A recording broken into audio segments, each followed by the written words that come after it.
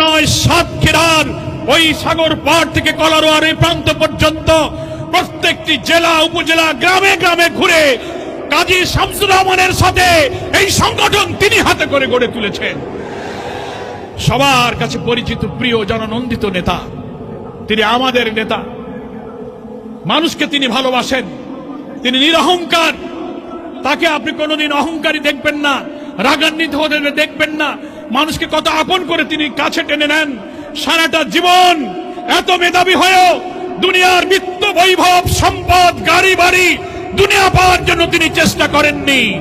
সাধারণ সাদামাটা জীবন যাপন করে আল্লাহর দ্বীনের পথে তার জীবনটা তিনি পার করে দিয়েছেন। এই বার্ধক্য বয়সে অসুস্থ শরীরে আজ জামাত ইসলামী ইজ্জতুল্লাহর মতো একটি ফুল তালাবাসীর কাছে উপহার দিয়ে গেছে। আপনারা কি তাকে বিজয়ী করে পার্লামেন্টে পাঠাতে রাজি আছেন? কোন অপপ্রচারে কাজ হবে না। আমি বিএনপির বন্ধুদের বলবো, আপনারা আমাদের দোস্ত বন্ধু, একসাথে তো অনেকদিন সংসার করেছি, কি বলেন, ঠিক কিনা? 20 বছরের সংসার, না হয় আজকে একটু কোনো কারণে একটু আলাদা সংসার করতেছি। রাজনীতিতে সুসম্পর্ক রাখতে হবে, ঠিক না? আজকে এখানে মিটিং, চারিদিকে আমাদের প্যানা, কাল রাত্রি কেন তার উপরে এসে আরেকটা প্যানা লাগাবেন? কেন আমাদেরটা ছিঁড়ে ফেলবেন, চারিদিকে লাগাবেন? অন্য সময় তো লাগাইলেন না। তো এটা তো কোনো দোস্ত বন্ধুর কাজ হলো না, নাকি বলেন? মিটিং তো আপনারাও করবেন। আপনারা যা দিয়ে হুমকি দেন, নোয়াখালীর যে বিএনপির নেতা বলেছেন বিএনপি ক্ষমতায় গেলে জামাত নিষিদ্ধ করবেন, এটা আওয়ামী লীগের সুরে আপনি কথা বলেছেন। যে ফ্যাসিবাদকে বিদায়ের জন্য আমরা রাজপথে থেকে ফ্যাসিবাদ বিরোধী সংগ্রাম করেছি, তাদের মুখে কেন আবার সেই ফ্যাসিস্ট স্টাইলে আমরা হুমকি শুনতে পারবো? চোখ রাঙানো, ভিন্নমতকে দমন করা, হিংসা, দাম্ভিকতা, অহংকার, মাস্তানি, চাঁদাবাজি যে বাংলার মানুষ পছন্দ করে না।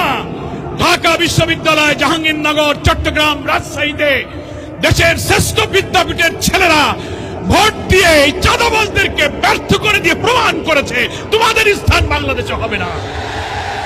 এরাও এই 4টা বিশ্ববিদ্যালয়ে আমাদের শিবিরের ছেলেদেরকে চোখ রাঙাইতো, হলে থাকতে দিত না, ইফতার করতে গেলে পিটাইতো, নামাজ পড়লে পিটাইতো, দাড়ি দেখলে পিটাইতো, কি পিটাইতো কিনা বলেন? আর বলতো রক কাটা, পাকিস্তানি, রাজাকার, কত গালি দিয়েছে। সব গালিকে ভুল প্রমাণ করে বিশ্ববিদ্যালয়ের ছেলেরা ভোট দিয়ে যারা গালি দিয়েছে তাদেরকে হারিয়ে দিয়েছে।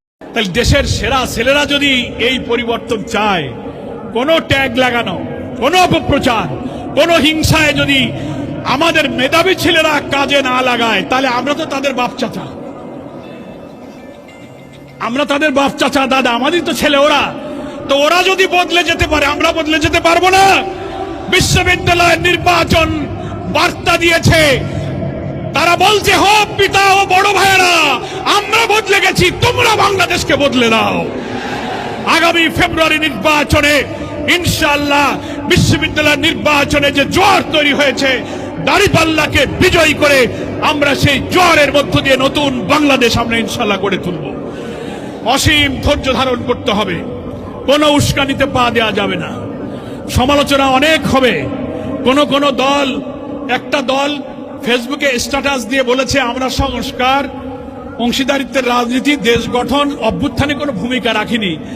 আরে বাবা, তোমরা নতুন ছাত্রদের দল, রাজনীতিতে জামাত ইসলামীর সাথে পাল্লা দিতে গেলে আরো বহু দূর যাইতো।